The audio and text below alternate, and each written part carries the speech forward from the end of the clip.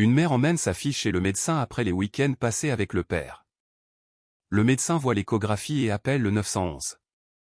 Avant de plonger dans l'histoire, laissez un commentaire ci-dessous et dites-nous d'où vous regardez. Profitez de l'histoire. La lumière dorée de l'après-midi inondait la fenêtre de la cuisine alors que Lydia Matthews pliait la dernière brassée de linge. Ses yeux se posèrent sur l'horloge murale, 17h30. Derek allait déposer Aubrey d'un instant à l'autre. Ces dimanches soirs la remplissaient toujours d'un mélange de soulagement et d'appréhension. Soulagement de retrouver sa fille à la maison, et appréhension quant à l'état dans lequel elle la trouverait. L'accord de garde était encore nouveau, 3 mois seulement après le divorce, et Aubrey, 6 ans, passait un week-end sur 2 chez son père. Chaque fois qu'elle rentrait, Lydia remarquait des changements subtils qui rongeaient ses instincts maternels. Le bruit d'une portière de voiture claquant à l'extérieur tira Lydia de ses pensées. Elle se dirigea vers la porte d'entrée, l'ouvrant juste au moment où Derek faisait remonter Aubrey le chemin. Même de loin, Lydia pouvait voir l'épuisement dans les yeux de sa fille. « Salut, ma puce, j'ai passé un super week-end. » annonça Derek avec son large sourire caractéristique qui n'atteignait jamais tout à fait ses yeux. « On s'est bien amusé, pas vrai, Hobbs ?» Aubrey hocha la tête silencieusement, ses petits doigts serrant les bretelles de son sac à dos. Ses yeux bleus normalement vifs semblaient ternes, et ses couettes blondes étaient ébouriffées. « Est-ce qu'elle a mangé ?» demanda Lydia, essayant de garder sa voix neutre. Derek fit un geste dédaigneux. Elle n'avait pas faim. « Écoute, je dois y aller. J'ai une prise de service tôt demain. » Il reculait déjà vers sa voiture. « À dans 2 semaines, princesse. » Avant que Lydia ne puisse poser d'autres questions, il était parti, ne laissant derrière lui que le grondement faiblissant de sa vieille berline. S'agenouillant à la hauteur d'Aubrey, Lydia lui brossa doucement les cheveux du front. « Que dirais-tu d'un bon bain chaud et ensuite d'un peu de souper ? J'ai fait ta soupe au poulet préférée. »« Je suis vraiment fatigué, maman, » murmura Aubrey. « Est-ce que je peux juste aller me coucher ?» L'inquiétude serra la poitrine de Lydia. « Et si on prenait juste un bain rapide, ma chérie ? Ensuite, tu pourras aller te coucher tout de suite. » 20 minutes plus tard, alors que Lydia aidait Aubrey à enfiler son pyjama, elle ne put ignorer ce qu'elle voyait. La silhouette normalement mince de sa fille semblait différente. Son ventre ressortait visiblement, rond et ferme d'une manière qui ne correspondait pas à ses bras et jambes par ailleurs minces. « Ton ventre te fait mal, chérie ? » demanda Lydia avec précaution, en aidant Aubrey à boutonner son haut de pyjama. Aubrey hocha légèrement la tête. « Parfois, surtout après que j'ai mangé chez papa. »« Quel genre de nourriture papa te prépare-t-il » Aubrey haussa les épaules. « Parfois des céréales. Parfois on va au drive-in. Parfois j'ai juste des collations. » Lydia borda sa fille, l'esprit s'emballant d'inquiétude en la voyant s'endormir presque instantanément.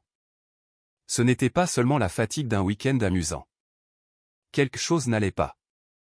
Après avoir allumé la veilleuse, Lydia ferma doucement la porte et se dirigea vers le sac à dos d'Aubrey. Elle déballa les vêtements du week-end, constatant que la plupart n'avaient pas été portés. Au fond du sac, elle trouva le lapin en peluche préféré d'Aubrey, M. Floppy, qui semblait inhabituellement sale. Prenant une décision, Lydia prit son téléphone et fit défiler jusqu'au numéro du docteur Evelyn Walsh. Evelyn était la pédiatre d'Aubrey depuis sa naissance, et Lydia lui faisait entièrement confiance. Même si elle réagissait de manière excessive, mieux valait prévenir que guérir. « Bonjour, c'est le cabinet du docteur Walsh », fit la voix de la réceptionniste. « Bonjour, c'est Lydia Matthews, la maman d'Aubrey.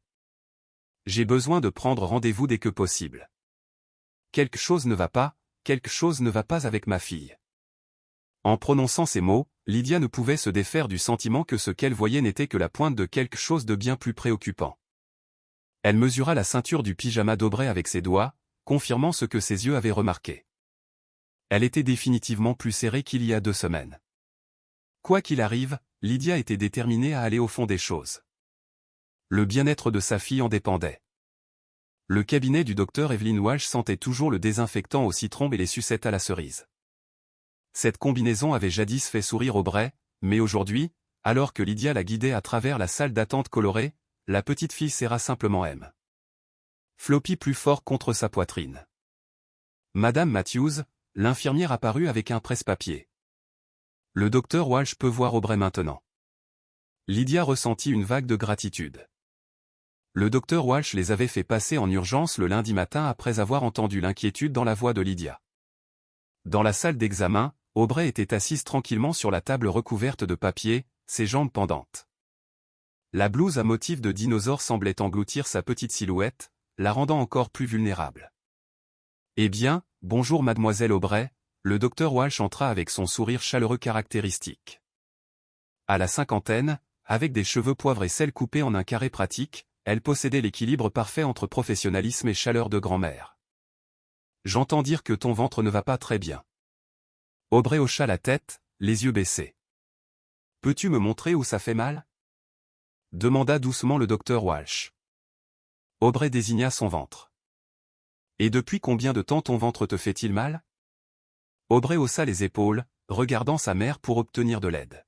« Il semble que ce soit pire après ses retours de week-end chez son père, » expliqua Lydia. « Et j'ai remarqué que son abdomen semble distendu. Ses vêtements ne lui vont plus de la même manière. » Le docteur Walsh hocha la tête pensivement, gardant son attitude rassurante. « Jetons un coup d'œil, voulez-vous ? Aubrey, peux-tu t'allonger pour moi, ma chérie ?» Tandis que le docteur Walsh commençait son examen, Lydia observait son visage à la recherche du moindre signe d'inquiétude. Des années à amener Aubrey pour des examens de routine lui avaient appris à lire les changements subtils dans l'expression du médecin. Le léger froncement qui apparut entre les sourcils du docteur Walsh glaça le cœur de Lydia. « Avez-vous remarqué des changements dans l'appétit d'Aubrey ou dans ses habitudes aux toilettes ?» demanda le docteur Walsh, sa voix délibérément décontractée alors qu'elle pressait doucement différentes zones de l'abdomen d'Aubrey. « Elle a moins faim quand elle est avec moi, » répondit Lydia. « Et elle se plaint de maux d'estomac plus fréquemment. » Le docteur Walsh hocha la tête, aidant Aubrey à s'asseoir. « Aubrey, ma chérie, je dois te poser quelques questions sur le moment où tu restes chez ton papa. Est-ce que ça va ?» Aubrey hocha la tête, ses doigts tortillant nerveusement l'oreille de son lapin en peluche. « Quel genre de nourriture manges-tu quand tu es avec ton papa ?»« Des céréales, » murmura Aubrey. « Et parfois on va au drive-in, et des crackers. »« Et où dors-tu quand tu es chez papa ?»« Sur le canapé lit. »« Mais parfois Jimmy dort là aussi. »« Qui est Jimmy ?» demanda le docteur Walsh. « Le fils de l'ami de papa. Il me garde quand papa doit travailler. » La voix d'Aubrey était à peine audible. « Il joue beaucoup aux jeux vidéo. » Le docteur Walsh maintint son doux sourire, mais Lydia pouvait voir l'inquiétude s'approfondir dans ses yeux. « Aubrey, voudrais-tu choisir un livre sur notre étagère spéciale pendant que je parle à ta maman un instant ?» Le docteur Walsh fit un geste vers la petite bibliothèque dans le coin. Madame Bennett vient d'en donner de nouveaux avec de belles images. Une fois Aubrey absorbé par un livre d'images colorées, le docteur Walsh conduisit Lydia dans le coin de la pièce. « Je suis préoccupée par plusieurs choses que je constate, » dit-elle doucement. La distension est significative, et il y a une certaine sensibilité qui suggère plus qu'un simple trouble digestif normal. Je veux faire des tests immédiatement, une prise de sang et des échantillons de sel pour commencer, et éventuellement une échographie. Vous pensez que c'est grave ? La voix de Lydia se bloqua dans sa gorge. Je ne veux pas spéculer pour l'instant, répondit le docteur Walsh avec précaution. Mais je veux écarter plusieurs possibilités. Aubrey a-t-elle mentionné autre chose sur les conditions chez son père ? Lydia secoua la tête. Elle n'en parle pas beaucoup. Je sais juste qu'elle rentre toujours épuisée et ne se sentant pas bien. Le docteur Walsh posa une main rassurante sur le bras de Lydia. Nous allons aller au fond des choses, je vous le promets. Alors qu'elle se préparait à quitter le cabinet avec les formulaires de demande pour les analyses de laboratoire, le docteur Walsh s'agenouilla devant Aubrey. « Tu as été très courageuse aujourd'hui, » dit-elle en tendant à Aubrey une sucette violette. « Et j'ai besoin que tu sois courageuse encore un peu plus longtemps pendant que nous comprenons ce qui te fait mal au ventre. Peux-tu faire ça pour moi ?» Aubrey hocha solennellement la tête, ses petits doigts se refermant sur la sucette. En se dirigeant vers la voiture, Lydia ne pouvait se défaire de l'image de l'expression préoccupée du docteur Walsh. Quoi qu'il arrivât à sa fille, c'était suffisamment grave pour inquiéter une pédiatre expérimentée, et le week-end avec Derek n'était plus qu'à 4 jours.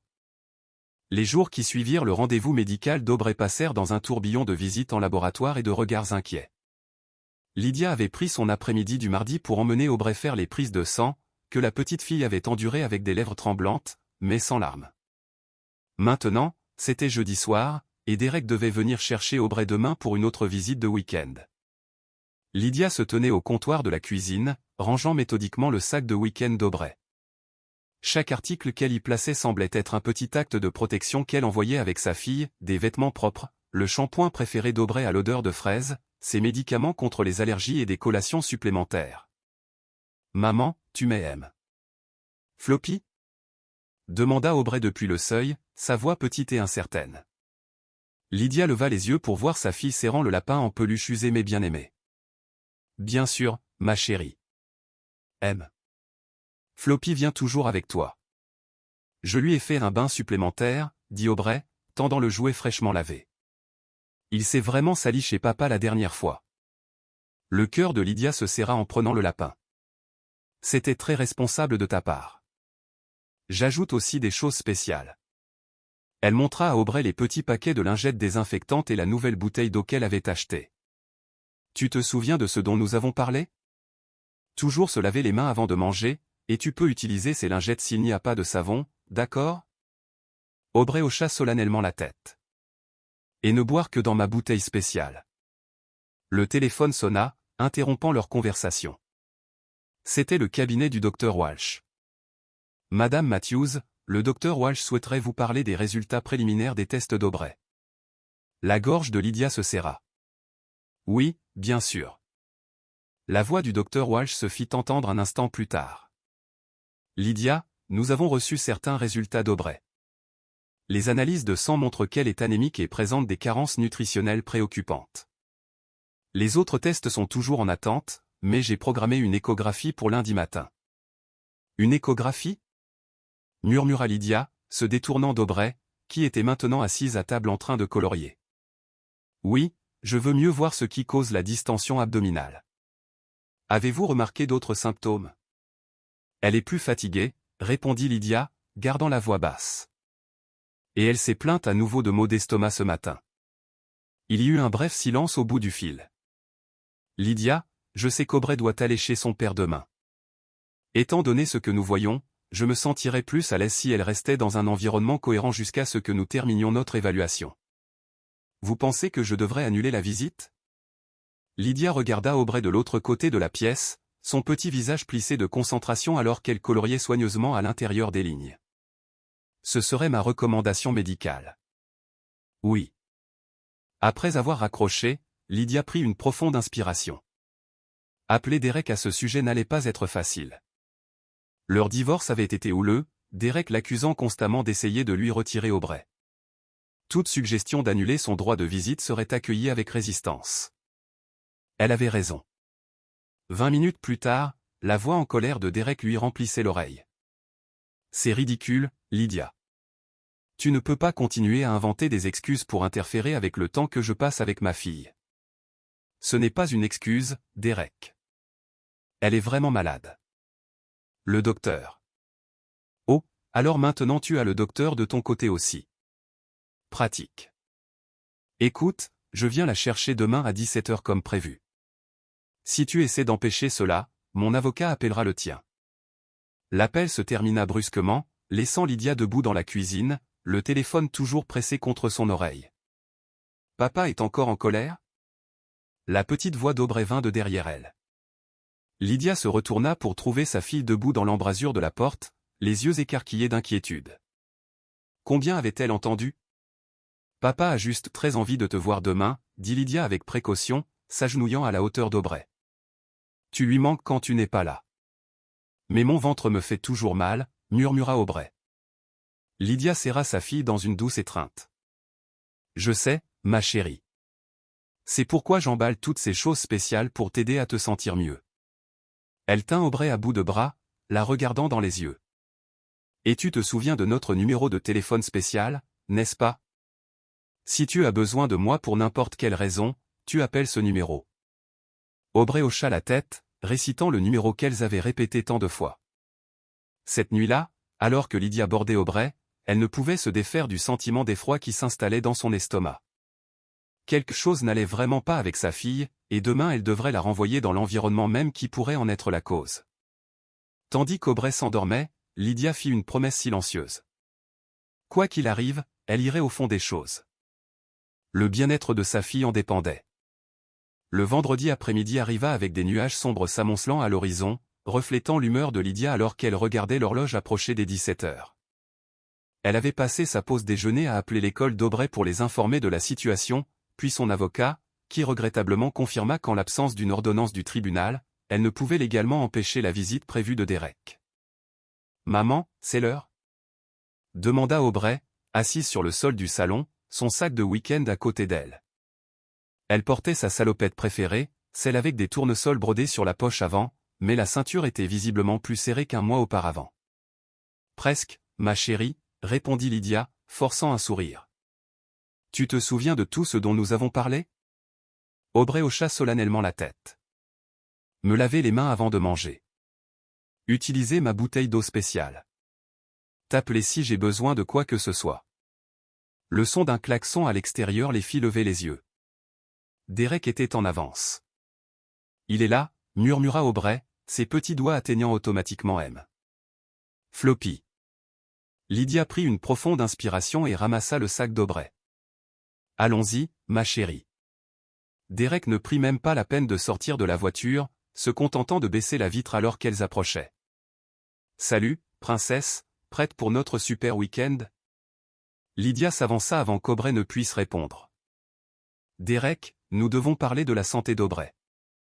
Le docteur Walsh est très préoccupé. » « Laisse tomber, Lydia. » Derek la coupa. « Tu as déjà essayé ça au téléphone. Aubrey a l'air bien pour moi. Elle a une échographie prévue lundi matin, persista Lydia. Elle est anémique et présente des carences nutritionnelles. Le médecin a spécifiquement recommandé. Je gère, d'accord ? Le ton de Derek était dédaigneux. Je suis son père. Je sais prendre soin de ma propre fille. Lydia sentit sa frustration monter, mais elle savait que se disputer devant Aubrey ne ferait qu'aggraver les choses. Au lieu de cela, elle s'agenouilla à la hauteur de sa fille. N'oublie pas, ma chérie, je suis à un coup de fil. N'importe quand, jour et nuit. Aubrey hocha la tête, ses yeux bleus écarquillés d'un mélange d'appréhension et de résignation qu'aucun enfant de 6 ans ne devrait jamais ressentir. Elle serra rapidement Lydia dans ses bras avant de monter sur la banquette arrière de la voiture de Derek. « À dimanche, princesse !» cria Derek en s'éloignant du trottoir, laissant Lydia seule sur le trottoir, un nœud d'inquiétude se resserrant dans sa poitrine. Le week-end s'étirait devant elle comme une étendue infinie. Lydia essaya de se distraire avec le travail et les tâches ménagères, mais ses pensées revenaient constamment à Aubrey. Elle avait essayé d'appeler 2 fois le samedi, mais Derek n'avait pas répondu. Le dimanche matin, son anxiété avait atteint son paroxysme. Quand le téléphone sonna enfin vers midi, Lydia se jeta dessus. « Madame Matthews, c'est le docteur Walsh. » Pas Derek, pas Aubrey. Le cœur de Lydia se serra. « Docteur Walsh, je ne m'attendais pas. Tout va bien ? » J'ai reçu les résultats des tests restants d'Aubrey, dit le docteur Walsh, sa voix habituellement chaleureuse portant maintenant une pointe d'urgence. Je suis suffisamment préoccupé pour vouloir avancer l'échographie. Pouvez-vous amener Aubrey dès demain matin ? La prise de Lydia sur le téléphone se resserra. Elle est avec son père jusqu'à ce soir. Qu'on montrait les tests ? Il y eut une brève pause. L'échantillon de sel a révélé des signes d'une infection parasitaire significative. Cela aide à expliquer la distension abdominale et bon nombre de ses symptômes. Parasite, Lydia répéta le mot, le trouvant étrange sur sa langue. Comment aurait-elle pu attraper des parasites ? Il y a plusieurs façons, expliqua le docteur Walsh avec précaution. Nourriture ou eau contaminée, mauvaises conditions sanitaires, exposition à un sol ou à des surfaces infectées. Il est essentiel que nous déterminions l'étendue de l'infection avec l'échographie. Après avoir assuré au docteur Walsh qu'elle amènerait Aubrey à 7h30 le lendemain matin, Lydia raccrocha et s'effondra sur le canapé, l'esprit s'emballant. Parasite. Le mot évoquait des images de conditions insalubres, de négligence, d'environnements auxquels aucun enfant ne devrait être exposé. Les heures précédant le retour de Derek avec Aubrey s'étirèrent. Quand ils arrivèrent enfin à 18h, Lydia attendait sur le porche. Son cœur se serra en voyant Aubrey. En seulement 2 jours, sa fille semblait encore plus épuisée, son visage pâle et tiré. Elle a été un peu silencieuse aujourd'hui, remarqua Derek avec désinvolture alors qu'Aubrey sortait de la voiture. Probablement juste fatiguée de tout le plaisir que nous avons eu.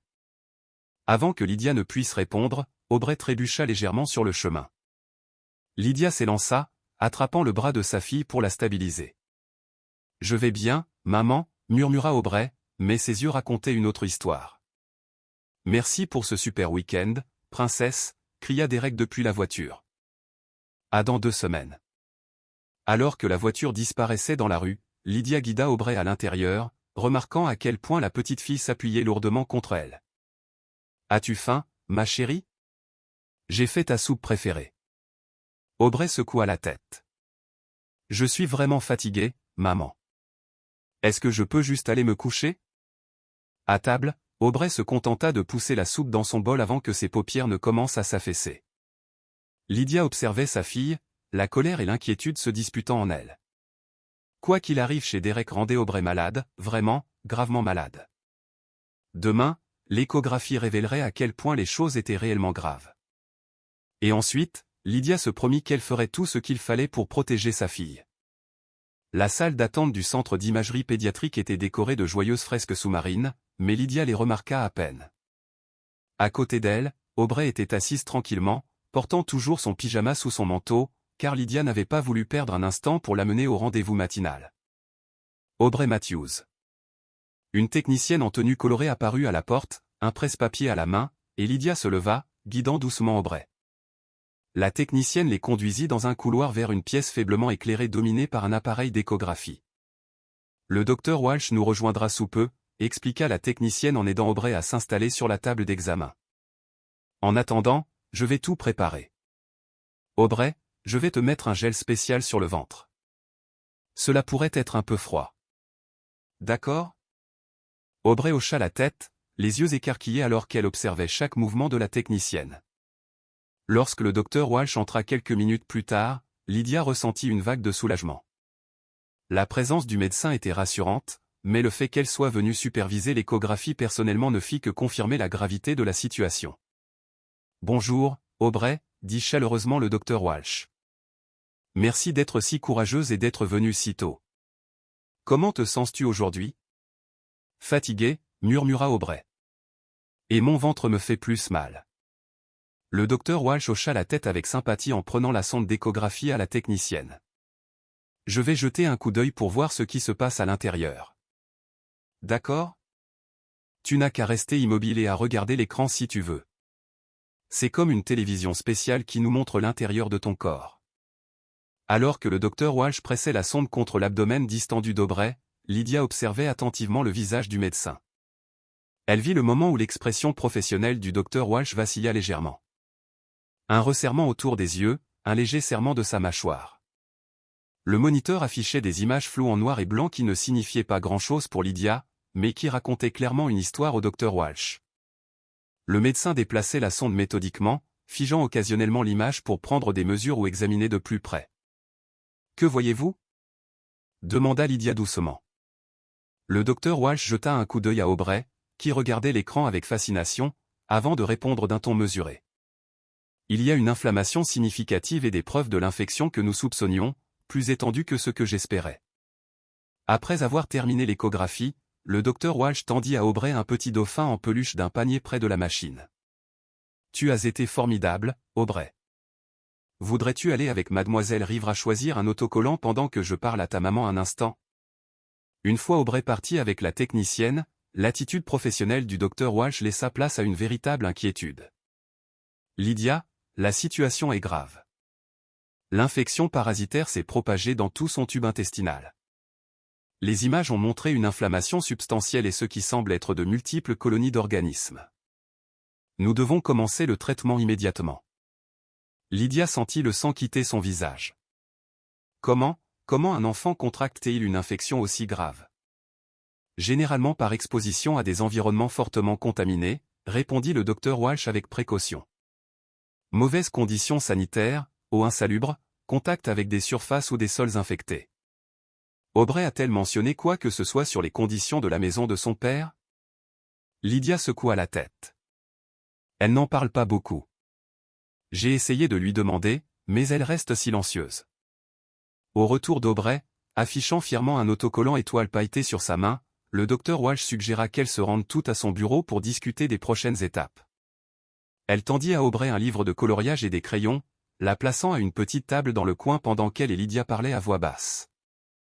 Je lui prescris un traitement antiparasitaire, expliqua le docteur Walsh. Nous devrons la surveiller de près pendant les prochaines semaines.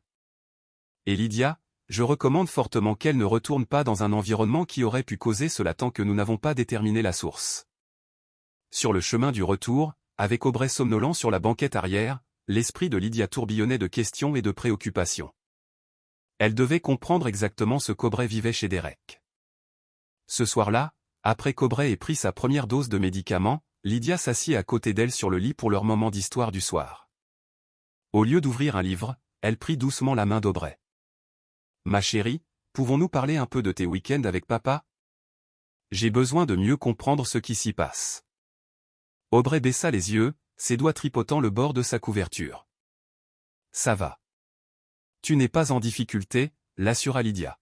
« Je veux juste t'aider à te sentir mieux. » Jimmy n'aime pas faire la cuisine, murmura finalement Aubrey. Et la cuisine est vraiment sale. Et quand papa est à la maison? Est-ce qu'il cuisine pour toi? Les yeux bleus d'Aubrey rencontrèrent ceux de Lydia, remplis d'une tristesse qui lui brisa le cœur. Na casa papé, dit-elle, utilisant l'expression portugaise que la mère brésilienne de Lydia lui avait apprise, ce qui signifiait, chez papa, il n'y a pas de vrai dîner. La simple déclaration frappa Lydia comme un coup physique. Alors qu'elle bordait Aubrey, elle remarqua quelque chose de petit et de sombre sur l'oreille de M. Floppy. En regardant de plus près, elle réalisa que c'était un insecte, le même qu'elle avait trouvé dans le sac à dos d'Aubrey. Les pièces du puzzle s'assemblaient enfin, et le tableau qu'elle formait était profondément troublant. Mardi matin, une clarté que Lydia n'avait pas ressentie depuis des semaines se fit jour. Après avoir découvert l'insecte sur M. Floppy, elle avait passé la moitié de la nuit à rechercher les infections parasitaires et leurs causes, et l'autre moitié à passer des appels téléphoniques, d'abord à son avocate, puis à l'intermédiaire familial nommé par le tribunal qui avait géré leurs arrangements de garde. Madame Matthews, le docteur Walsh est en ligne 1 pour vous, annonça son assistante, passant la tête par la porte du bureau de Lydia où elle essayait de se concentrer sur son travail. Lydia, commença le docteur Walsh sans préambule. J'ai de nouveau examiné les résultats des tests d'Aubrey, et je dois vous voir toutes les deux dans mon cabinet aujourd'hui. À quelle heure pouvez-vous venir? L'urgence dans la voix du médecin glaça Lydia. Je peux aller chercher Aubrey à l'école maintenant. Nous serons là dans 31 minutes. Le cabinet du docteur Walsh semblait plus petit, en quelque sorte, plus sérieux sans la chaleur habituelle de leurs examens réguliers. Aubrey était assise sur les genoux de Lydia, inhabituellement collante depuis le début de son traitement. Merci d'être venu si vite, dit le docteur Walsh, fermant la porte derrière elle. Aubrey, voudrais-tu jouer avec le kit médical spécial pendant que je parle à ta maman? Elle installa un kit de docteur à taille d'enfant sur une petite table dans le coin du bureau. Une fois Aubrey absorbé à prendre la température d'un ours en peluche, le docteur Walsh se tourna vers Lydia, son expression grave. J'ai consulté un spécialiste pour le cas d'Aubrey, commença-t-elle, gardant sa voix basse. L'infection est plus grave que je ne le pensais initialement. L'échographie a révélé une atteinte étendue. Le docteur Walsh tourna son écran d'ordinateur pour que Lydia puisse voir. L'écran affichait les images en noir et blanc de l'échographie d'hier. C'est ce que nous nous attendrions à voir chez une enfant de 6 ans en bonne santé, expliqua-t-elle, désignant une image de référence. Puis elle passa au scan d'Aubrey. Le moniteur s'illumina en nuances de noir et blanc. Le docteur Walsh fronça profondément les sourcils. Les images tremblaient comme des ombres vivantes, des structures ondulantes qui ne devraient pas être là. Des parasites. Beaucoup d'entre eux en mouvement. Oh mon Dieu, murmura Lydia, sa main volant à sa bouche. Le type de parasite que nous observons, poursuivit le docteur Walsh avec précaution, provient généralement d'une exposition à des conditions très insalubres, à de l'eau contaminée, à des aliments préparés dans des environnements sales, ou à un contact direct avec des surfaces ou des sols infectés. Ce n'est pas quelque chose qui se développe à partir d'une seule exposition. Ce niveau d'infection suggère un contact répété et continu avec des conditions insalubres. Lydia jeta un coup d'œil à Aubrey, toujours innocemment en train de jouer au docteur dans le coin. Qu'est-ce que cela signifie pour sa santé? Nous lui avons administré le médicament approprié, mais je suis préoccupé par d'éventuelles complications si l'environnement causant cela n'est pas pris en charge. Le docteur Walsh se pencha, baissant encore plus la voix. Lydia, en tant que personne tenue de signaler, je suis obligé d'informer les services de protection de l'enfance lorsque je constate des preuves de conditions qui présentent un risque important pour la santé d'un enfant. Les mots restèrent suspendus dans l'air entre elles. Vous signalez Derek? Demanda Lydia, le cœur battant. Je signale les résultats médicaux, clarifia le docteur Walsh. Les services de protection de l'enfance détermineront si une enquête plus approfondie est justifiée. Mais étant donné la gravité de l'état d'Aubrey, je pense que c'est nécessaire. Comme si elle attendait un signe, un léger coup frappa à la porte. Une femme aux yeux doux et au blazer pratique entra, se présentant comme Madame Patel des services de protection de l'enfance. Le docteur Walsh a contacté notre bureau avec des préoccupations concernant la situation sanitaire d'Aubrey, expliqua Madame Patel. J'aimerais vous parler à toutes les deux si cela vous convient. L'heure suivante passa dans un tourbillon de questions, d'explications et de documentation minutieuse. Madame Patel parla doucement avec Aubrey, l'interrogeant sur la maison de son papa, ses week-ends et ce qu'elle mangeait. À chaque réponse simple et innocente, le tableau devenait plus clair et plus troublant. Parfois il n'y a pas d'eau pour se laver les mains, expliqua Aubrey d'un ton neutre. Et Jimmy dit que la salle de bain est trop dégoûtante pour l'utiliser, alors nous devons aller à la station-service si nous avons vraiment besoin d'y aller. Madame Patel garda son attitude professionnelle, mais Lydia surprit l'échange subtil de regards entre elle et le docteur Walsh. Aubrey, tu as été si utile, dit chaleureusement Madame Patel. Voudrais-tu dessiner la maison de ton papa pour moi? Pendant qu'Aubrey dessinait à la petite table, Madame Patel se tourna vers Lydia. D'après ce que j'entends et les preuves médicales, nous devrons effectuer une évaluation du domicile de M. Matthews. En attendant, compte tenu des préoccupations du médecin concernant la santé d'Aubrey, je vais recommander la suspension temporaire du droit de visite jusqu'à ce que nous ayons terminé notre enquête. Le soulagement inonda Lydia, immédiatement suivi par l'anxiété. Derek n'acceptera pas cela facilement. Il m'a déjà accusé d'essayer d'interférer avec le temps qu'il passe avec Aubrey. Il ne s'agit pas de litige de garde, dit fermement Madame Patel. Il s'agit de la santé et de la sécurité d'un enfant. Le tribunal agit généralement rapidement lorsqu'il est saisi de preuves médicales comme celle-ci. Alors qu'elle se préparait à partir, le docteur Walsh posa une main rassurante sur l'épaule de Lydia. Vous faites ce qu'il faut en défendant votre fille. Nous la sortirons de là. Aubrey leva les yeux de son dessin, semblant percevoir la gravité de la conversation des adultes. Est-ce que je vais chez papa ce week-end? Demanda-t-elle, sa petite voix tremblante. Avant que Lydia ne puisse répondre, Madame Patel s'agenouilla à la hauteur d'Aubrey. Pas ce week-end, ma chérie. Pour l'instant, le plus important est d'aider ton ventre à aller mieux. Dans la voiture sur le chemin du retour, Aubrey était assise tranquillement dans son siège d'appoint, regardant par la fenêtre. Papa a des problèmes? Demanda-t-elle finalement. Lydia choisit ses mots avec soin. Des adultes vont aider papa à rendre sa maison plus sûre et plus propre. D'ici là, tu resteras avec moi pour que tu puisses aller mieux. Papa sera fâché contre moi. La question brisa le cœur de Lydia. Non, ma chérie. Rien de tout cela n'est de ta faute. Pas du tout. Alors qu'elle s'engageait dans leur allée, le téléphone de Lydia sonna. C'était son avocate. Lydia, nous avons une audience d'urgence prévue pour demain matin concernant la recommandation des services de protection de l'enfance. Et Derek a déjà été notifié. Le palais de justice du comté se dressait imposant sur le ciel matinal, sa façade de briques patinée par des décennies de drames humains déroulés entre ses murs. Lydia serrait son porte-documents en cuir contenant les dossiers médicaux d'Aubrey tandis qu'elle montait les marches en pierre, son avocate, Maître Winters, à ses côtés. N'oubliez pas, conseilla doucement Maître Winters. Il s'agit d'une audience préliminaire. Le juge n'a besoin que de déterminer s'il y a une cause suffisante pour modifier temporairement l'arrangement de garde pendant que les services de protection de l'enfance complètent leur enquête. Lydia hocha la tête, la gorge serrée. Elle avait laissé Aubrey chez sa voisine, Madame Bennett, une infirmière à la retraite, qui avait immédiatement proposé son aide lorsque Lydia lui avait expliqué la situation. La pensée de faire face à Derek au tribunal lui nouait l'estomac d'anxiété.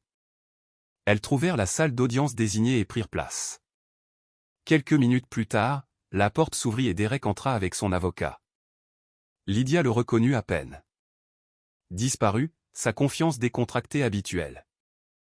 Au lieu de cela, il semblait négligé, avec des cernes sous les yeux et ses cheveux normalement coiffés en désordre. Leurs regards se croisèrent brièvement à travers la pièce avant qu'il ne détourne rapidement les yeux. Tout le monde debout, annonça l'huissier alors que le juge Harmon entrait. Une femme d'une soixantaine d'années, aux cheveux argentés et aux yeux vifs, elle avait la réputation d'une efficacité sans fioriture dans les affaires de droit de la famille. La procédure commença avec la représentante des services de protection de l'enfance, Madame Patel, présentant leurs conclusions et recommandations. Elle décrivit les preuves médicales de l'infection parasitaire d'Aubrey, expliqua les conditions environnementales qui causent généralement de telles infections, et détailla les entretiens préliminaires avec Aubrey et Lydia.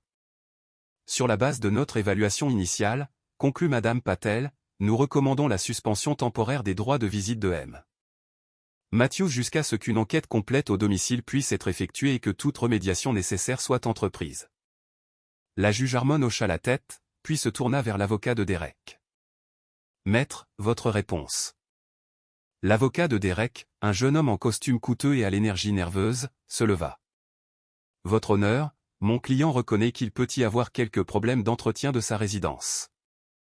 Cependant, il nie avec véhémence que les conditions y aient pu causer la situation médicale de sa fille. M. Matthews aime profondément sa fille et ne l'exposerait jamais sciemment à des conditions dangereuses. Monsieur Matthews, la juge Harmon s'adressa directement à Derek. Souhaitez-vous parler en votre nom? Derek se leva, ses mains tremblant légèrement. Oui, votre honneur. Merci. Il s'éclaircit la gorge. J'aime ma fille plus que tout. Je ne lui ferai jamais de mal. Sa voix se brisa, surprenant Lydia. Elle l'avait rarement vu montrer une émotion sincère pendant leur mariage. Après le divorce, j'ai perdu mon emploi au cabinet, continua Derek. L'économie était mauvaise, et les assistants juridiques ont été les premiers à partir. J'ai bricolé des petits boulots à temps partiel, essayant de joindre les deux bouts. Mon appartement n'est pas dans le meilleur des immeubles, je l'admets, mais j'économise pour un meilleur endroit. L'expression du juge Harmon resta neutre. Et la situation de la supervision. Madame Patel a mentionné quelqu'un nommé Jimmy qui était en charge de votre fille. Derek se déplaça inconfortablement. Jimmy est le fils de mon voisin. Il a 18 ans. Quand je prenais des quarts de week-end au dépanneur, j'avais besoin de quelqu'un pour garder Aubrey. Aucune garderie n'est ouverte la nuit, et je ne pouvais pas me permettre une babysitter régulière. Jimmy a proposé d'aider pour moins que le salaire minimum. Et les conditions décrites par votre fille, la salle de bain insalubre, le manque de nourriture adéquate et les installations de lavage des mains insuffisantes. Les épaules de Derek s'affaissèrent. Le propriétaire n'a pas réparé la plomberie correctement. Parfois, l'eau coule marron, alors nous évitons de l'utiliser. Et oui, parfois la salle de bain refoule, c'est mauvais, mais je me suis plaint pendant des mois sans réponse. Sa voix devint défensive. J'ai postulé à des programmes d'aide, mais il y a des listes d'attente partout. Les refuges ne prennent pas les pères célibataires avec des filles de l'âge d'Aubrey. 2 voisins qui m'aidaient à la garder ont déménagé. Pour la première fois, Lydia vit au-delà de sa colère la situation désespérée à laquelle Derek était confronté.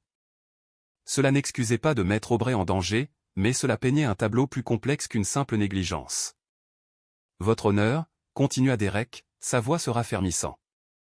Je reconnais que ma situation de vie n'est pas idéale pour Aubrey en ce moment, mais s'il vous plaît, ne me coupez pas entièrement de sa vie.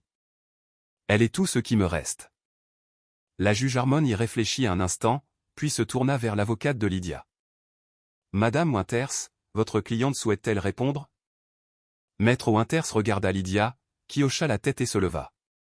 Votre honneur, je n'essaie pas de punir Derek ou de priver Aubrey de lui de façon permanente, dit Lydia avec précaution.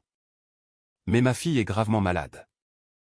À cause des conditions auxquelles elle a été exposée, le médecin a les scans et les résultats des tests ici même, dit-elle en désignant le porte-document. Quelles que soient les intentions de Derek, la réalité est que la santé d'Aubrey a été compromise. Elle a besoin de stabilité et d'un environnement propre pour se rétablir. La juge Harmon hocha la tête pensivement. J'apprécie les réponses mesurées des deux parents. La principale préoccupation de ce tribunal est toujours le bien-être de l'enfant. Elle se tourna vers Derek. Monsieur Matthews, bien que je sympathise avec vos difficultés financières, la santé et la sécurité d'un enfant doivent prévaloir. Le visage de Derek s'effondra alors que la juge continuait. J'ordonne donc une suspension temporaire des droits de visite avec nuitée en attendant l'achèvement de l'enquête au domicile des services de protection de l'enfance et toute remédiation requise. En attendant, Monsieur Matthews pourra avoir un droit de visite supervisé 2 fois par semaine au centre de ressources familiales. Alors qu'il sortait de la salle d'audience, Lydia se retrouva face à face avec Derek dans le couloir. « Tu as toujours été le parent parfait, n'est-ce pas ?» dit-il amèrement. « Jamais de difficultés, jamais d'échec. »« Il ne s'agit pas d'être parfait, Derek, » répondit Lydia doucement. « Il s'agit d'Aubrey qui est malade, vraiment malade, à cause des conditions chez toi. » Quelque chose changea dans l'expression de Derek. « À quel point est-ce grave ?» demanda-t-il, sa voix soudainement petite. « Son infection, je veux dire. »« Assez grave pour que le docteur Walsh fasse appel à des spécialistes, » répondit honnêtement Lydia. « Elle prend des médicaments puissants et doit être étroitement surveillée. » Derek passa une main dans ses cheveux ébouriffés. « Je n'ai jamais voulu lui faire de mal. Tu dois le croire. C'est juste que tout s'est effondré si vite après le divorce. J'essayais de garder la tête hors de l'eau. » Un bref instant, Lydia aperçut l'homme qu'elle avait autrefois aimé. Imparfait mais non malveillant. En difficulté d'une manière qu'elle n'avait pas pleinement comprise. Aubrey a toujours besoin de son père, dit-elle finalement. Mais elle a besoin d'un père qui puisse lui offrir un environnement sûr. Alors que Derek hochait la tête et se détournait, Lydia réalisa que la voie à suivre serait plus compliquée qu'elle ne l'avait imaginé. Il ne s'agissait pas seulement de protéger Aubrey de Derek, il s'agissait d'aider les deux à trouver une manière plus saine d'être père et fille. La salle de thérapie pour enfants de Westside Family Service était peinte dans des tons doux de bleu et de vert, avec des nuages pochoirs au plafond et une table et des chaises miniatures au centre. Des jouets garnissaient les étagères, poupées, blocs, fournitures d'art, et une maison de poupées qui attira immédiatement l'attention d'Aubrey. « Vas-y », encouragea le docteur Meera Patel, la psychologue pour enfants que le docteur Walsh avait recommandé. « Tu peux jouer avec tout ce que tu veux pendant que nous parlons. » Aubrey s'approcha de la maison de poupées avec hésitation, jetant un coup d'œil à Lydia, qui était assise sur une chaise près de la porte. « C'est bon, ma chérie. » Lydia hocha la tête d'un air encourageant. « Je serai juste là. » Le docteur Patel était une femme chaleureuse aux yeux doux derrière d'élégantes lunettes rouges. Elle s'assit en tailleur sur le sol près d'Aubrey, maintenant une distance respectueuse pendant que la petite fille explorait la maison de poupées. « Cette maison a une maman, un papa et une petite fille, » observa Aubrey, ramassant les figurines en bois. « Comme ta famille, » fit remarquer doucement le docteur Patel. « Où mettrais-tu chaque personne dans la maison ?» Lydia observa Aubrey placer soigneusement la figurine de la mère dans la cuisine, la figurine de l'enfant dans une chambre, et hésiter avec la figurine du père. « Où doit être le papa ?» demanda le docteur Patel. Aubrey réfléchit longuement. « Dehors, » décida-t-elle finalement, le plaçant près de la porte d'entrée. « Il vient rendre visite. » Au cours des 45 minutes suivantes, le docteur Patel guida Aubrey à travers des scénarios de jeu qui révélèrent progressivement sa compréhension de la séparation de ses parents, de la situation de vie de son père et de sa propre maladie. Lydia s'émerveilla de la façon dont la psychologue parvenait habilement à extraire des informations sans jamais qu'Aubrey ne se sente interrogé. « Aubrey, j'ai remarqué que la petite fille ne mange pas chez le papa dans ton jeu. Peux-tu me raconter cela ?» demanda le docteur Patel alors qu'Aubrey déplaçait les figurines dans un scénario de repas. « La maison du papa n'a pas de bonne nourriture, » expliqua Aubrey d'un ton neutre. « Et la table est collante. » Et comment la petite fille se sent-elle à ce sujet ? Les petits doigts d'Aubrey tordirent la figurine de l'enfant avec anxiété. Faim, et peur des insectes. Lydia sentit son cœur se serrer. Même en sachant ce qu'elle savait maintenant de l'appartement de Derek, entendre Aubrey exprimer ses expériences si innocemment était douloureux. Lorsque la séance se termina, le docteur Patel demanda à Aubrey si elle pouvait avoir quelques minutes seule avec sa mère. Aubrey hocha la tête et s'installa à un poste de coloriage visible à travers la fenêtre du bureau.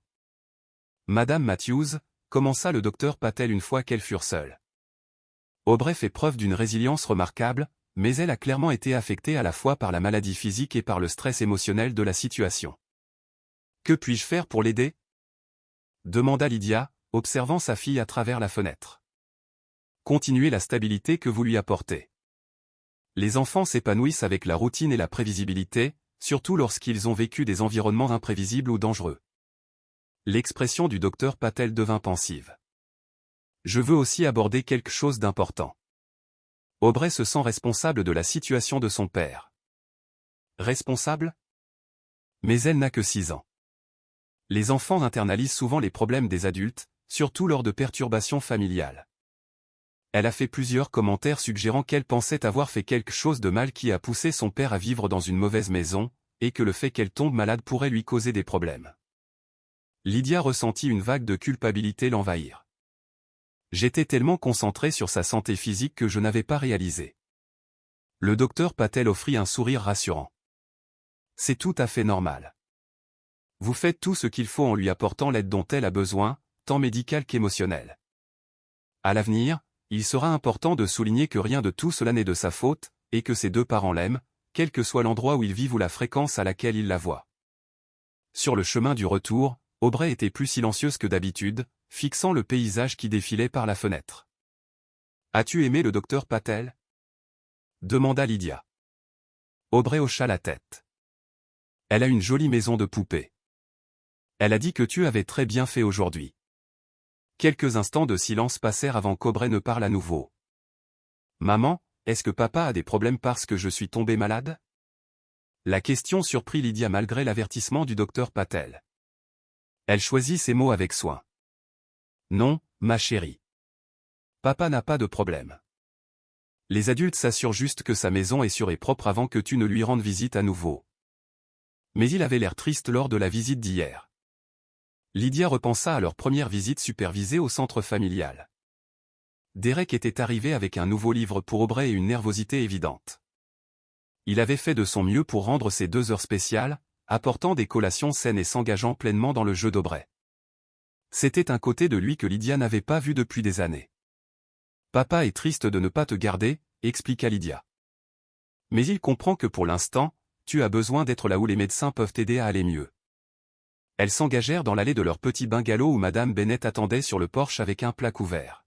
« J'ai pensé que vous aimeriez toutes les 2 un peu de soupe au poulet maison, » cria la vieille dame alors qu'elles approchaient. « C'est bon pour guérir de l'intérieur et de l'extérieur. » Le visage d'Aubrey s'éclaircit à la vue de Madame Bennett, qui était rapidement devenue une favorite par sa douceur et sa patience infinie. Plus tard ce soir-là, alors que Lydia aidait Aubrey à prendre ses médicaments, la petite fille leva les yeux, les larmes aux yeux. « Je promets que je mangerai bien. Ne me renvoie plus là-bas, » murmura-t-elle, sa voix tremblante. Les mots frappèrent Lydia comme un coup physique. « Oh, ma chérie !» Elle serra Aubrey dans ses bras, veillant à ne pas la serrer trop fort compte tenu de son abdomen encore sensible. « Tu n'as rien fait de mal, et personne ne t'envoie quelque part où tu ne te sens pas en sécurité. »« Mais je veux voir papa, » dit Aubrey, sa voix étouffée contre l'épaule de Lydia. « Et tu le verras. Papa travaille à améliorer sa maison. En attendant, tu le verras au lieu de visite spéciale comme hier. » Alors qu'elle bordait Aubrey, Lydia remarqua M. Floppy, fraîchement lavé et réparé là où son oreille s'était décousue, serré fermement dans les bras de sa fille. « Quand reverrai-je papa » demanda Aubrey d'une voix endormie. « Après-demain, promit Lydia, et il est très excité de te voir. » En voyant sa fille s'endormir, Lydia réfléchit aux complexités de leur situation. Le processus de guérison commençait, non seulement pour les maux physiques d'Aubrey, mais aussi pour les blessures émotionnelles qui avaient été infligées involontairement par les 2 parents pendant leur difficile transition. Le chemin à parcourir ne serait pas simple, mais pour la première fois depuis des semaines, Lydia entrevit une lueur d'espoir qu'ils pourraient tous trouver leur chemin vers un endroit plus sain. Le doux carillon de la sonnette tira Lydia de son sommeil, assise à la table de la cuisine, entourée de factures médicales et de formulaires d'assurance. Elle avait veillé tard toutes les nuits de cette semaine pour essayer de naviguer dans le labyrinthe de la paperasse des soins de santé tout en maintenant un semblant de normalité pour Aubrey. Ouvrant la porte, elle trouva Madame Bennett debout sur le porche avec un panier en osier dans les bras. « Vous avez l'air épuisée, ma chère, » dit Madame Bennet, ses yeux observateurs scrutant l'apparence froissée de Lydia. J'ai pensé que vous pourriez avoir besoin de ça. Le panier contenait plusieurs plats faits maison dans des récipients soigneusement étiquetés, une courte pointe faite à la main et une petite enveloppe. Madame Bennet, c'est trop, protesta Lydia, bien qu'elle ressente une vague de gratitude l'envahir. Allons donc, répondit la vieille femme en entrant. Quand mon Albert était malade il y a des années, ce sont les voisins qui nous apportaient de la nourriture qui m'ont permis de tenir le coup. Et cette courte pointe, elle désigna la création colorée en patchwork, a été faite par notre cercle de couturières du quartier. Chacune a contribué un carré. Lydia déplia la courte pointe, remarquant les noms brodés dans chaque patch. Des gens qu'elle ne connaissait que de vue avaient contribué, la bibliothécaire qui aidait Aubrey à trouver des livres, la pharmacienne qui avait accéléré la prescription d'Aubrey, même l'infirmière scolaire. Je ne savais pas que tant de gens connaissaient notre situation, dit Lydia, passant ses doigts sur la broderie. La nouvelle se répand dans une communauté, expliqua Madame Bennet, s'installant sur une chaise de cuisine. Surtout lorsqu'un enfant est impliqué, les gens veulent aider. L'enveloppe contenait des cartes cadeaux pour l'épicerie et un mot manuscrit de l'enseignante d'Aubrey proposant de fournir des devoirs à la maison pendant son absence de l'école. Je ne sais pas quoi dire, murmura Lydia, les larmes aux yeux. Madame Bennet lui tapota la main. Tu n'as rien à dire. Accepte simplement l'aide. Elle jeta un coup d'œil autour de la cuisine, notant la pile de papier. Maintenant, raconte-moi ces formulaires qui te donnent l'air si affolé. Autour de tasses de thé, Lydia expliqua la situation compliquée de l'assurance. Les traitements spécialisés pour l'infection parasitaire d'Aubrey n'étaient pas entièrement couverts, et les factures qui s'accumulaient la tenaient éveillée la nuit. Quand mes enfants étaient petits, dit pensivement Madame Bennet, j'ai dû les protéger de leur père aussi. Lydia leva les yeux, surprise. Madame Bennet avait toujours semblé l'image même de la vie de famille traditionnelle avec ses histoires d'Albert et de leurs 50 ans de mariage. Albert était mon deuxième mari, expliqua Madame Bennet, voyant la confusion de Lydia. Mon premier mariage, eh bien, disons simplement qu'il n'était pas apte à élever des enfants. Seuls ceux qui ont vécu cela comprennent vraiment ce que c'est que de se battre pour le bien-être de son enfant contre quelqu'un qui devrait être votre partenaire pour le protéger. Comment avez-vous fait ? Demanda Lydia. Pas seul, c'est certain. J'ai appris à accepter l'aide, tout comme vous le faites maintenant. Les yeux de Madame Bennet prirent un air lointain. Et j'ai appris que parfois, le plus difficile n'est pas de gérer l'ex-mari, c'est de gérer sa propre culpabilité de ne pas avoir vu le problème plus tôt. Les mots frappèrent juste avec une précision étonnante. Lydia luttait contre ce même sentiment, se demandant si elle aurait dû remarquer les signes plus tôt, interroger Aubrey plus en profondeur sur ses week-ends avec Derek, ou se battre plus fort contre l'arrangement de garde initial. Tu ne peux pas changer le passé, continua doucement Madame Bennet. Mais tu peux construire un meilleur futur pour Aubrey et pour toi-même. Plus tard cet après-midi-là, Lydia emmena Aubrey à sa première réunion de groupe de soutien au centre de ressources familiales. Pendant qu'Aubrey rejoignait le groupe d'activités pour enfants, Lydia se retrouva au sein d'un cercle de parents confrontés à des défis similaires, conflits de garde, enfants ayant des problèmes de santé, et la danse complexe de la coparentalité après une séparation. Je m'appelle Janelle, se présenta une femme aux cheveux bouclés et aux yeux doux. Mon fils a de graves allergies que son père ne prenait pas au sérieux. Nous naviguons des visites supervisées depuis 6 mois maintenant. Miguel, dit un homme d'une trentaine d'années, l'air fatigué. Le nouveau petit ami de mon ex-femme a créé un environnement dangereux pour mes filles. Nous travaillons à reconstruire la confiance. Autour du cercle, les parents partagèrent leurs histoires. Certaines pires que la situation de Lydia, d'autres meilleures, mais toutes unies par leur détermination à protéger leurs enfants tout en maintenant les liens familiaux chaque fois que possible. L'animateur du groupe, un thérapeute familial nommé Marcus, guida la conversation avec une douce expertise. L'objectif n'est pas d'éliminer l'autre parent, expliqua-t-il.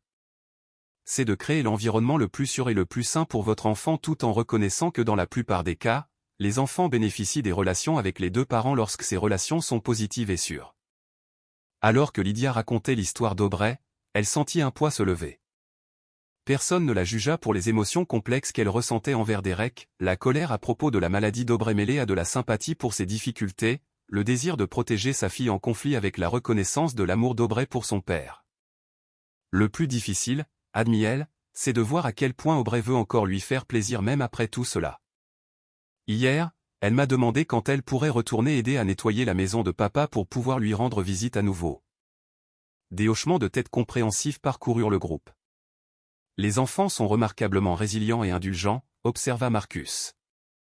Notre travail est de les protéger tout en les aidant à maintenir des relations appropriées. C'est un équilibre délicat. Après la réunion, Janelle s'approcha de Lydia pendant que leurs enfants jouaient à proximité. Ça devient plus facile, dit-elle, offrant son numéro de téléphone à Lydia. Non pas que la situation reste compliquée, mais la portée devient plus facile, surtout quand on ne la porte pas seul. En rentrant avec Aubrey, qui babillait avec enthousiasme à propos des amis qu'elle s'était fait dans le groupe d'enfants, Lydia ressentit un sentiment de communauté retrouvée. L'isolement qui l'étouffait commençait à se dissiper. Ce soir-là, alors qu'elle bordait Aubrey sous sa nouvelle courte pointe communautaire, Lydia réalisa quelque chose d'important. Elle avait été tellement concentrée sur la guérison physique d'Aubrey qu'elle avait presque manqué la guérison émotionnelle dont elles avaient toutes les deux besoin. Une guérison qui ne pouvait se faire dans l'isolement. « Maman », dit Aubrey d'une voix endormie, ses doigts traçant les carrés colorés de la courte pointe. Madame Bennett dit que cette couverture est comme un câlin de tout le quartier. Elle a raison. Lydia sourit, lissant les cheveux d'Aubrey. Et nous allons très bien nous en sortir avec toutes ces personnes qui nous aident. Pour la première fois depuis des semaines, Lydia dormit toute la nuit. Le fardeau de faire face à leurs défis seul s'était enfin levé de ses épaules. La berline bleu marine de Madame Patel s'arrêta au bord du trottoir devant l'immeuble de Derek, ses plaques d'immatriculation gouvernementale signalant une affaire officielle. L'enquêtrice des services de protection de l'enfance vérifia de nouveau son presse-papier avant de sortir dans l'air frais du matin. C'était sa 3e visite sur la propriété en 2 semaines, mais aujourd'hui, c'était différent. Aujourd'hui, elle rencontrait plusieurs des voisins de Derek.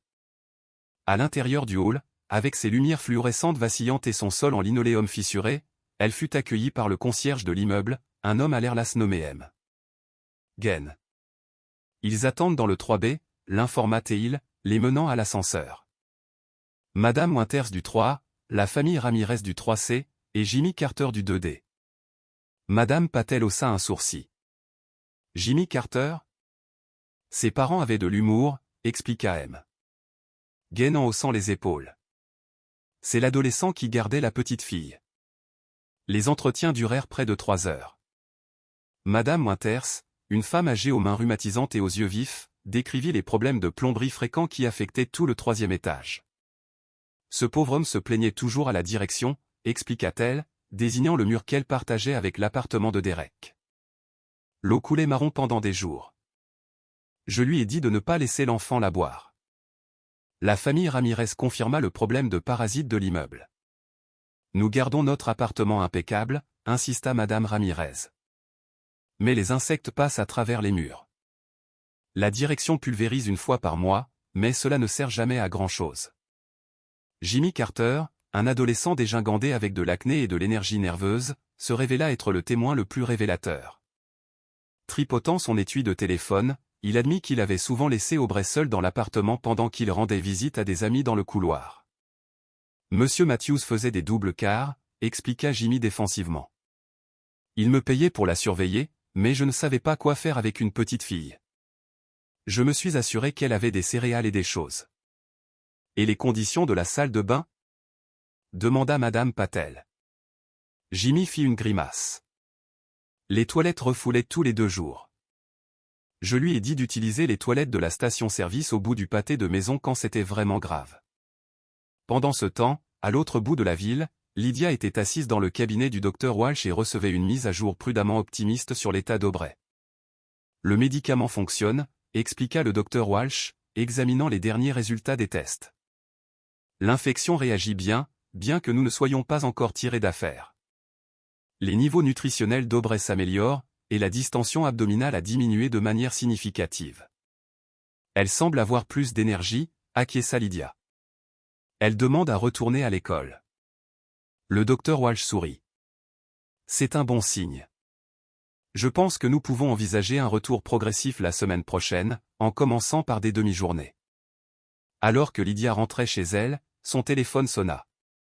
C'était Maître Winters, son avocate. Derek a déposé une requête pour restaurer ses droits de visite, dit-elle sans préambule. Il affirme qu'il a déménagé dans un nouvel appartement et que les conditions ayant causé la maladie d'Aubrey ont été entièrement prises en charge. La prise de Lydia sur le volant se resserra. Mais l'enquête des services de protection de l'enfance n'est même pas terminée. Il soutient qu'il ne devrait pas être pénalisé indéfiniment pour des problèmes dans un appartement qu'il n'occupe plus. La voix de Maître Winter s'était mesurée. Le juge a fixé une audience pour mardi prochain. Ce soir-là, alors que Lydia aidait Aubrey à faire un puzzle simple, sa fille leva les yeux avec ses yeux bleus sérieux qui pouvaient faire fondre le cœur le plus dur. « Papa vient me voir demain ?» demanda-t-elle avec espoir. « Oui, au centre familial comme la dernière fois », l'assura Lydia. Aubrey plaça soigneusement une autre pièce du puzzle. « Les câlins de papa me manquent, mais pas la maison de papa. » Le commentaire innocent traduisait parfaitement la complexité de leur situation. Comment Lydia pouvait-elle protéger la santé physique d'Aubrey tout en nourrissant son besoin émotionnel de son père? Et Derek pouvait-il vraiment offrir un environnement sur cette fois-ci? Ou était-ce juste une autre promesse qu'il ne pourrait pas tenir? En bordant Aubrey ce soir-là, Lydia ne pouvait se défaire de l'anxiété concernant l'audience à venir. Tout allait dans la bonne direction, la santé d'Aubrey s'améliorait, la thérapie l'aidait, les systèmes de soutien étaient en place. La requête de Derek menaçait de perturber la fragile stabilité qu'elles avaient établie. Elle devrait faire confiance au juge pour qu'il voie l'ensemble du tableau, non seulement les promesses de Derek, mais la réalité de ce qu'Aubrey avait enduré. La pluie martelait les fenêtres du bureau de Maître Winters alors que Lydia examinait la pile de documents étalés sur la table en chaîne polie. Rapports médicaux du Dr Walsh, évaluation thérapeutique du Dr Patel, et conclusions préliminaires des services de protection de l'enfance créaient une trace écrite qui racontait l'histoire d'Aubrey en termes cliniques et objectifs. Pourtant, rien de tout cela ne capturait la peur que Lydia ressentait à l'idée qu'Aubrey retourne trop tôt aux soins de Derek. « Ces dossiers sont convaincants », dit Maître Winters, ajustant ses lunettes de lecture. La documentation du Dr Walsh sur l'état d'Aubrey est particulièrement complète. Les images d'échographie avant et après parlent d'elles-mêmes. Lydia hocha la tête, se souvenant des images floues qui avaient révélé l'étendue de l'infection d'Aubrey. Mais Derek a un nouvel appartement maintenant. Est-ce que cela ne va pas tout changer? Pas nécessairement, répondit Maître Winters. Le juge prendra en compte la totalité des circonstances. La question ne porte pas seulement sur l'environnement physique, mais sur le jugement et les choix de supervision de Derek. Elle sortit un autre document.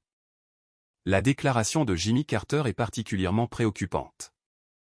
Laisser une enfant de 6 ans essentiellement sans surveillance pendant des heures à la fois montre une grave lacune en matière de responsabilité parentale. Lydia soupira, des émotions conflictuelles l'envahissant. Les visites supervisées au centre familial s'étaient bien passées. Derek avait été attentif, apportant des collations saines et s'engageant pleinement dans le jeu d'Aubrey. Il semblait sincèrement contrit des conditions qui l'avaient rendu malade. « Je ne veux pas priver Aubrey de son père de façon permanente », admit Lydia.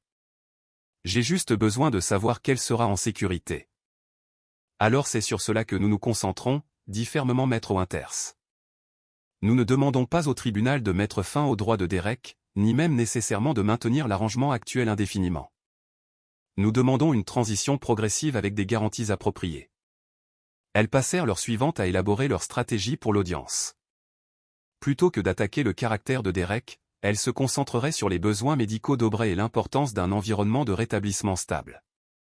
Elles proposeraient un plan progressif, continuation des visites supervisées, suivi de visites de jour avec nuitée sous réserve d'inspection du domicile et de la participation de Derek à un cours de parentalité.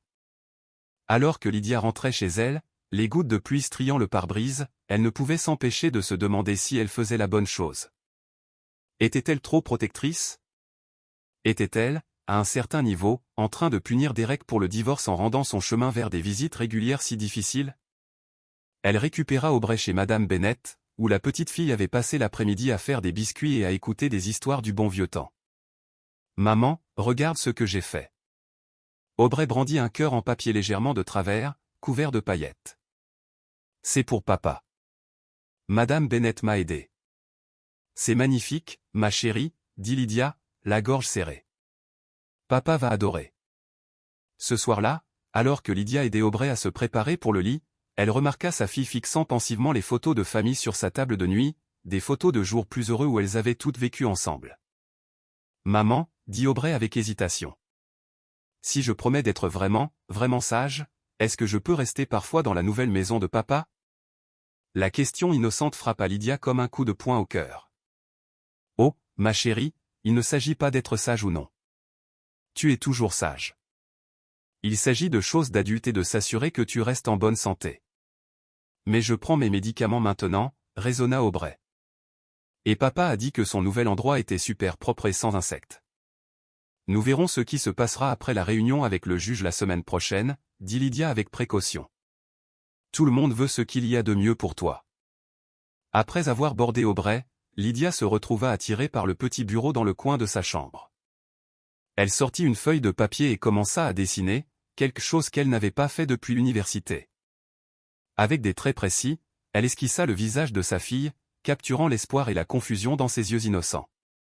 Quand elle eut fini, elle fixa le portrait, y voyant toute la complexité de leur situation. Aubrey aimait ses deux parents. Elle avait besoin de ses deux parents, mais elle avait aussi besoin de sécurité et de stabilité. Le lendemain matin, Lydia trouva Aubrey à la table de la cuisine, absorbé à faire un dessin. Il montrait 3 personnages stylisés, une grande femme, un grand homme et une petite fille au milieu. La fille avait un visage triste, et elle se tenait entre les 2 adultes qui étaient tournés l'un vers l'autre. Le simple dessin captait ce que les mots ne pouvaient pas, la perception d'Aubrey d'être prise entre 2 personnes qu'elle aimait. Cela renforça la détermination de Lydia à trouver une solution qui protégerait la santé d'Aubrey sans rompre sa relation avec son père. Alors qu'elle se préparait pour l'audience de mardi, Lydia savait que, quel que soit le résultat, le véritable défi serait d'aider Aubrey à naviguer le paysage émotionnel compliqué d'une famille divisée mais toujours liée par l'amour d'un enfant. Le calme du dimanche après-midi fut brisé par une voiture inconnue qui s'arrêta dans l'allée de Lydia. À travers la fenêtre du salon, elle vit une femme âgée élégante en sortir, les cheveux argentés coiffés en un carré net, la posture droite malgré ses plus de 70 ans. Il fallut un instant à Lydia pour reconnaître Barbara Matthews, la mère de Derek. « Qui est cette dame ?»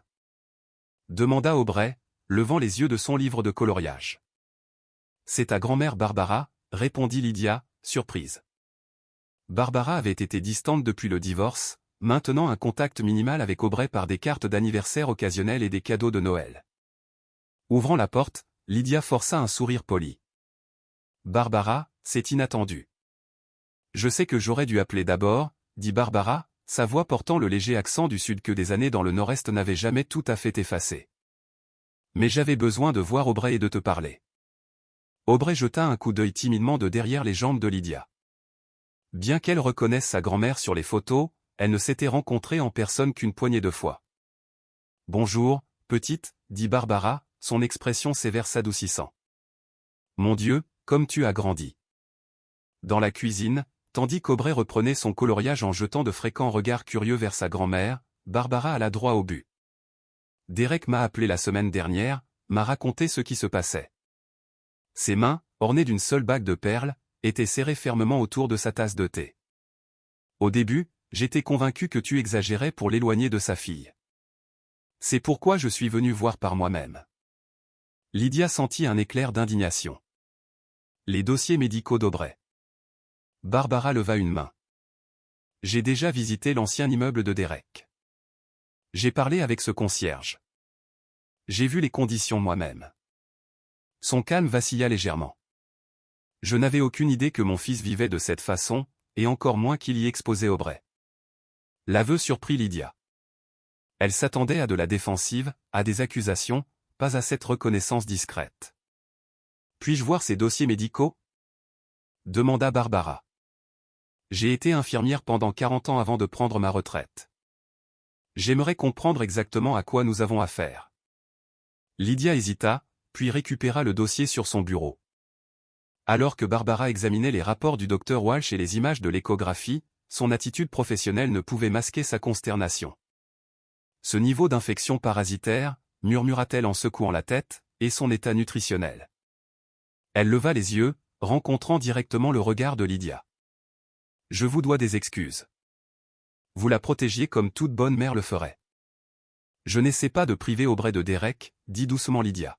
« J'ai juste besoin de savoir qu'elle est en sécurité. » Barbara hocha la tête, jetant un coup d'œil vers Aubrey, qui approchait maintenant avec précaution, curieuse des papiers qu'elles examinaient.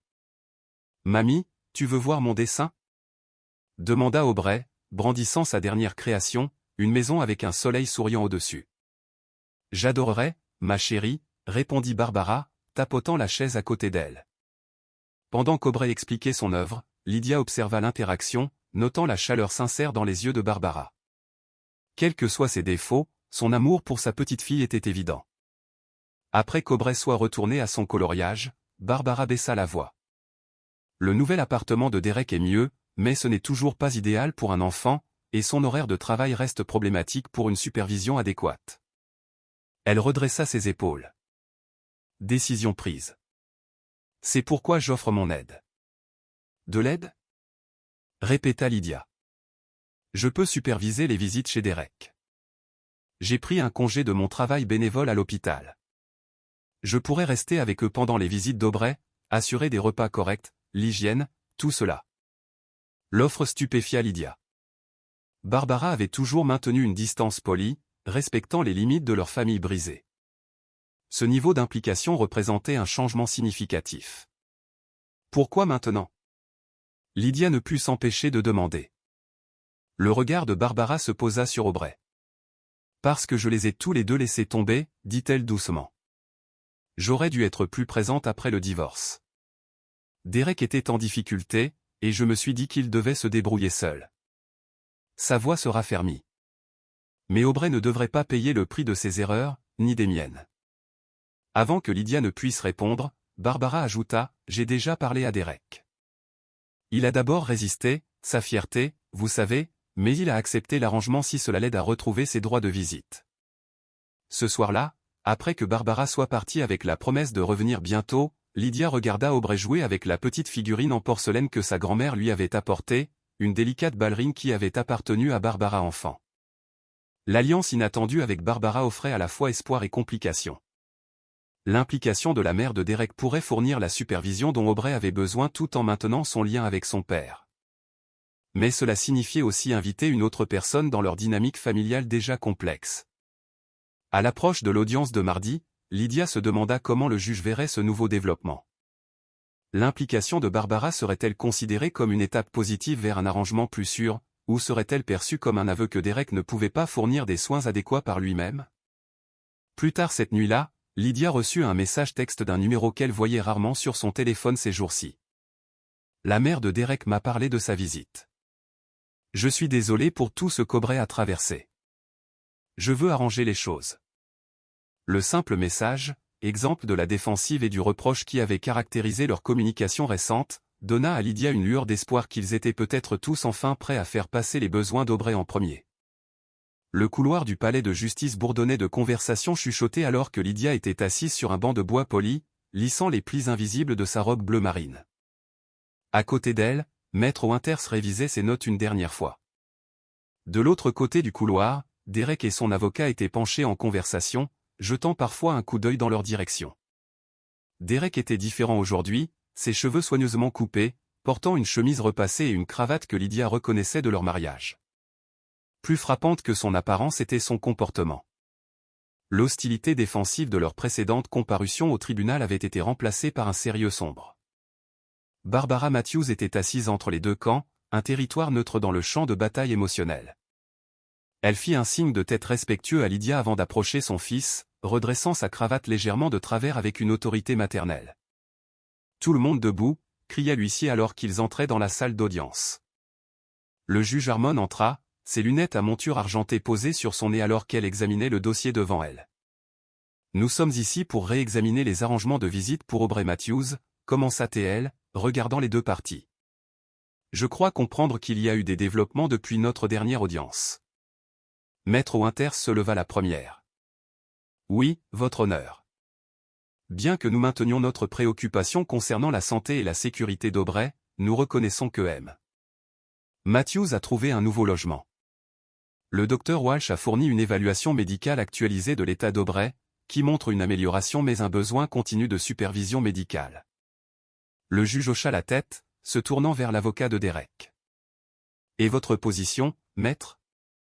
Votre honneur, mon client a apporté des changements significatifs pour répondre aux préoccupations du tribunal. Il a déménagé dans un nouvel appartement dans un immeuble avec un entretien et des sanitaires adéquats. Il a suivi 2 cours de parentalité au centre de ressources familiales avec d'excellentes évaluations de la part des instructeurs. Il fit une pause, désignant Barbara. De plus, la mère de M. Matthews, Barbara Matthews, a proposé de superviser les visites pour assurer le bien-être d'Aubrey. La juge Harmon tourna son attention vers la représentante des services de protection de l'enfance. Madame Patel, quelle est votre évaluation de la situation? Madame Patel s'approcha de la tribune. Votre honneur, nous avons effectué une inspection de la nouvelle résidence de M. Matthews. Bien qu'elle représente une amélioration significative par rapport à ses conditions de vie précédentes, nous avons toujours des préoccupations concernant son horaire de travail et le manque d'arrangement de garde d'enfants cohérent pendant d'éventuelles visites avec nuitée. Pendant l'heure suivante, le tribunal entendit les témoignages du Dr Walsh sur les progrès médicaux d'Aubrey, de Madame Patel sur les résultats de l'inspection du domicile, et de l'instructeur des cours de parentalité sur la participation et l'évolution de Derek. Puis le juge Harmon fit quelque chose d'inattendu. Madame Matthews, Monsieur Matthews, veuillez vous approcher de la barre. Lydia échangea un regard surpris avec son avocate avant de rejoindre Derek devant le banc du juge. Hors dossier, dit la juge Harmon, sa voix s'adoucissant légèrement. Je fais ce métier depuis 23 ans, et j'ai vu des milliers de familles en conflit. Ce que je vois ici n'est pas 2 personnes qui veulent se nuire mutuellement, mais 2 parents qui luttent pour faire ce qui est juste pour leur enfant dans des circonstances difficiles. Elle regarda directement Derek. Monsieur Matthews, votre situation de vie a clairement posé un risque pour la santé de votre fille, que vous l'ayez voulu ou non. Cela ne fait aucun doute. Derek hocha la tête, acceptant la réprimande sans discuter. Elle se tourna vers Lydia. Madame Matthews, votre préoccupation pour votre fille est appropriée et bien fondée, mais les enfants ont besoin de leurs 2 parents chaque fois que possible. Lydia sentit les larmes monter et les retint. Je n'ai jamais voulu priver Aubrey de son père, votre honneur. J'ai juste besoin de savoir qu'elle est en sécurité. La juge Harmon hocha la tête. C'est pourquoi je vais proposer un compromis, et j'aimerais que vous y réfléchissiez tous les 2 sérieusement avant que je ne rende ma décision formelle. La juge décrivit un plan de visite progressif. Derek continuerait avec des visites supervisées au centre familial pendant 2 semaines supplémentaires. Ensuite, si la prochaine évaluation médicale d'Aubrey montrait une amélioration continue, il pourrait avoir des visites de jour dans son nouvel appartement en présence de Barbara. Après un mois de visites de jour réussies, il réévaluerait la possibilité de nuitée. Cela donne à Aubrey le temps de se rétablir complètement, donne à Monsieur Matthews le temps de démontrer des soins cohérents et appropriés, et offre à Madame Matthews une assurance raisonnable de la sécurité de sa fille, expliqua la juge Harmon. Pouvez-vous tous les 2 accepter cette approche? Lydia regarda Derek, le regarda vraiment pour la première fois depuis des mois. Derrière la façade défensive à laquelle elle s'était habituée, elle vit un véritable remords et une véritable détermination. Je peux accepter cela, dit-elle doucement. Moi aussi, ajouta Derek, sa voix ferme. De retour à leurs tables respectives, les avocats officialisèrent l'accord, et la juge Harmon en fit l'ordonnance officielle du tribunal. Alors qu'ils sortaient de la salle d'audience, Barbara s'approcha de Lydia. Merci, dit-elle simplement, d'avoir accepté de donner une autre chance à Derek et de m'avoir permis de faire partie de la solution. Derek resta en retrait, mal à l'aise et incertain, jusqu'à ce que Lydia l'approche. Je pensais ce que j'ai dit là-bas, lui dit-elle. Je n'ai jamais voulu priver Aubrey de toi. Je ne pouvais juste pas la laisser tomber malade à nouveau. Je sais, répondit-il, la regardant directement. Et je vais vous prouver à toutes les 2 que je peux faire mieux. Je le promets. La sincérité de sa voix donna à Lydia l'espoir qu'ils avaient peut-être tourné la page. Non pas pour revenir à ce qu'ils étaient, mais pour avancer vers quelque chose de nouveau, de véritables coparents centrés sur le bien-être de leur fille. Alors qu'elle rentrait chez elle pour annoncer la nouvelle à Aubrey, Lydia sentit la tension qu'il avait étreinte pendant des semaines commencer enfin à se relâcher. La route à venir aurait encore ses défis, mais pour la première fois, elle avait l'impression qu'ils allaient tous dans la même direction. Les feuilles d'automne tourbillonnaient dans le parc alors qu'Aubrey courait en avant, ses joues rougies d'excitation et de santé.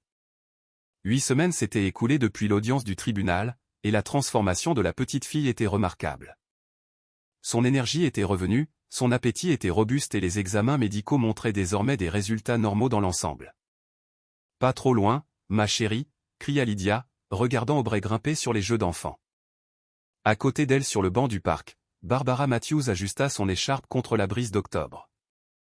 Elle est comme une enfant différente, observa la vieille dame. Le docteur Walsh dit que ses analyses de sang sont maintenant complètement normales. Lydia hocha la tête, toujours émerveillée par l'alliance inattendue qui s'était formée entre elle et la mère de Derek. Ce qui avait commencé comme un arrangement de supervision imposé par le tribunal s'était transformé en une véritable amitié basée sur leur amour partagé pour Aubrey. L'appartement de Derek est prêt pour demain, continua Barbara. Il a fait les courses toute la semaine, planifiant des repas qui suivent à la lettre les recommandations du docteur Walsh. Demain marquerait une étape significative, la première nuit d'Aubrey chez Derek depuis sa maladie. Après 6 semaines de visites de jour supervisées réussies, la juge Harmon avait approuvé la prochaine étape de leur plan échelonné. « Il est nerveux ?» demanda Lydia, regardant Aubrey saluer du haut du toboggan. Terrifiée, admit Barbara avec un léger sourire. « Il m'a appelé 5 fois hier pour vérifier sa liste de courses. Mais il est prêt, Lydia. Il a vraiment changé. » Lydia avait elle-même constaté les changements lors des réunions de transition qu'elles avaient tenues au centre de ressources familiales. Derek avait été ponctuel, préparé et pleinement engagé à créer un environnement sain pour Aubrey. Les cours de parentalité lui avaient donné des compétences pratiques, mais surtout, il l'avait aidé à comprendre ses responsabilités d'une manière qu'il n'avait jamais fait auparavant. Madame Patel dit que son appartement est impeccable, ajouta Barbara. Il a même des purificateurs d'air dans chaque pièce et cette literie spéciale anti-allergène pour la chambre d'Aubrey. Aubrey accourut vers elle, légèrement essoufflée. « Puis-je avoir ma collation maintenant, s'il vous plaît ?» Alors que Lydia tendait à sa fille un petit récipient de tranches de pommes, elle s'émerveilla de la façon dont ces moments étaient devenus routiniers et paisibles. Le nœud constant d'anxiété qu'il avait étreint pendant des mois s'était enfin desserré. Plus tard cet après-midi-là, Derek arriva pour la réunion pré-lavage qu'ils avaient organisée.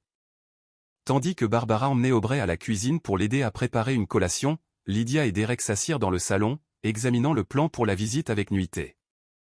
« J'ai fait un tableau de son horaire de médicaments, » expliqua Lydia, lui tendant une carte plastifiée. « La dose du soir est la plus importante. » Derek hocha la tête, étudiant attentivement le tableau.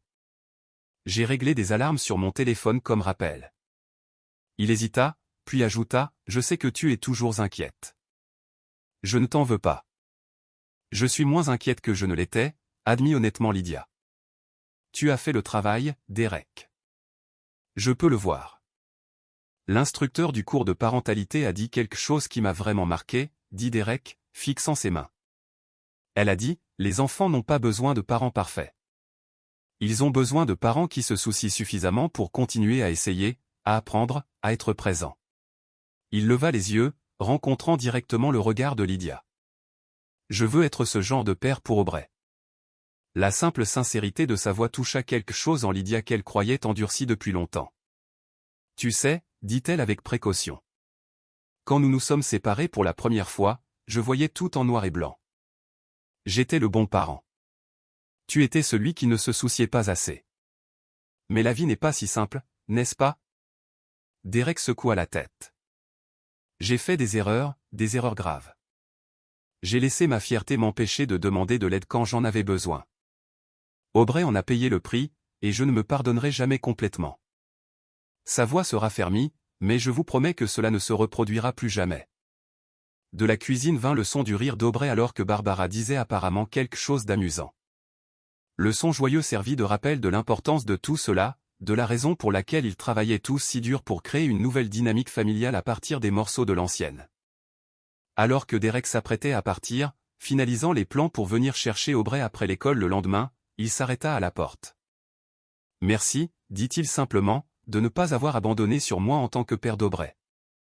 Vous auriez pu vous battre pour la garde exclusive après ce qui s'est passé, et vous auriez gagné. Ce n'aurait pas été ce qu'il y a de mieux pour Aubrey, répondit Lydia. Elle a besoin de nous deux. Après le départ de Derek, Lydia se retrouva attirée par les photos de famille exposées sur l'étagère. Parmi elles, une nouvelle addition, une photo prise lors du dernier rendez-vous de suivi d'Aubrey avec le docteur Walsh, montrant la petite fille tenant fièrement son certificat, tout va bien, flanquée de ses deux parents. Ce n'était pas le portrait de famille que Lydia avait autrefois imaginé avoir, mais c'était peut-être quelque chose d'aussi précieux, un témoignage de résilience, de croissance, de la mise des besoins d'un enfant au-dessus des conflits adultes. Alors qu'elle aidait Aubrey à faire son sac de nuit pour la visite du lendemain, Lydia réalisa que ce n'était pas la fin de leur voyage, mais plutôt le début d'un nouveau chapitre. Un chapitre où la coparentalité signifiait véritablement travailler ensemble, même en vivant séparés. « Tu es excité de rester dans le nouvel appartement de papa ?» demanda Lydia alors qu'Aubrey plaçait soigneusement Floppy dans son sac à dos. « Oui. » Aubrey hocha la tête. « Papa dit qu'on peut faire des crêpes pour le petit déjeuner, et mamie Barbara sera là aussi. » La simple acceptation dans la voix de sa fille confirma ce que Lydia avait espéré, que pour Aubrey, la famille n'était pas définie par ceux qui vivaient sous le même toit, mais par le cercle de personnes qui l'aimaient et la protégeaient, où qu'elle soit. 6 mois s'étaient écoulés depuis la première nuit passée par Aubrey dans le nouvel appartement de Derek. Le soleil printanier inondait les fenêtres du cabinet du docteur Walsh alors que la pédiatre passait en revue ses notes avec un sourire satisfait. « Eh bien, Aubrey Matthews, » annonça-t-elle, posant sa tablette. « Je crois que nous pouvons officiellement clore ce chapitre de votre parcours médical. Vos derniers tests ne montrent aucune trace d'infection. Votre poids est parfait et vous êtes l'image même de la santé. » Aubrey, assise entre Lydia et Derek sur la table d'examen, rayonnait de fierté. À 6 ans et demi, elle ressemblait à une enfant différente de la petite fille pâle et distendue qui était venue pour la première fois au cabinet du docteur Walsh ce jour préoccupant. Ses joues étaient roses, ses yeux bleus vifs et son énergie débordante. « Ça veut dire que je n'aurai plus de vilains médicaments ?» demanda Aubrey avec espoir. Le docteur Walsh rit. « Plus de vilains médicaments, confirma-t-elle. Juste des contrôles réguliers comme n'importe quel autre enfant. » Dehors, sur le parking, Barbara attendait dans sa voiture, ayant conduit Derek au rendez-vous. Le système de soutien de la famille était devenu une machine bien huilée. Barbara supervisait toujours certaines visites, Madame Bennett restait une voisine et une babysitter occasionnelle appréciée, et le centre de ressources familiales fournissait des ressources continues aux besoins. « Une glace pour fêter ça ?» suggéra Derek alors qu'il sortait du bâtiment médical. « Avant le déjeuner ?» Lydia haussa un sourcil, puis sourit. « Je crois qu'aujourd'hui, il faut un peu enfreindre les règles. » Au salon de glace, ils choisirent une table près de la fenêtre.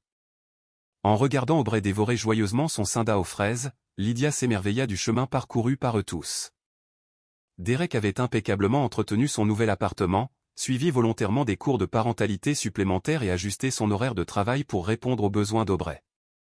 La supervision imposée par le tribunal avait pris fin il y a des mois, remplacée par un arrangement de coparentalité qui fonctionnait réellement. « J'ai quelque chose pour vous », annonça soudainement Aubrey, fouillant dans son petit sac à dos. Elle en sortit un morceau de papier canson soigneusement plié et le tendit à ses 2 parents. Lydia et Derek le déplièrent ensemble pour révéler un dessin au crayon d'une maison avec eux tous debout à l'extérieur, Lydia, Derek, Aubrey, mamie Barbara, et même Madame Bennett. Autour de tout le dessin, une clôture blanche en bois les encerclait tous. « La clôture est là pour nous protéger, maman, » expliqua Aubrey avec une sagesse innocente. « C'est magnifique, ma chérie, » dit Derek, la voix empreinte d'émotion. « Ma professeure d'art plastique m'a aidé, » continua Aubrey fièrement. Elle a dit que les familles ont toutes des formes différentes.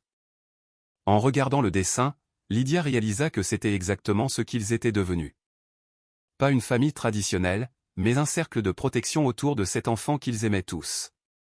La clôture dans le dessin d'Aubrey n'était pas une barrière empêchant les gens d'entrer, mais une limite les gardant en sécurité tout en permettant à l'amour de circuler librement à l'intérieur. Plus tard cet après-midi-là, alors qu'Aubrey se préparait pour son week-end avec Derek, Lydia l'aida à faire son sac à dos. L'emploi du temps de garde avait naturellement évolué vers un rythme qui convenait à tous, avec une flexibilité de part et d'autre lorsque nécessaire. « Tu sais, » dit Lydia, fermant la petite valise. « Je suis vraiment fière de toi, Aubrey. Tu as été si courageuse à travers tout ça. » Aubrey serra sa mère par le cou. Madame Bennett dit, « Parfois, les personnes les plus fortes sont les plus petites. » Quand Derek arriva pour prendre Aubrey, il y avait une aisance entre tous qui semblait autrefois impossible.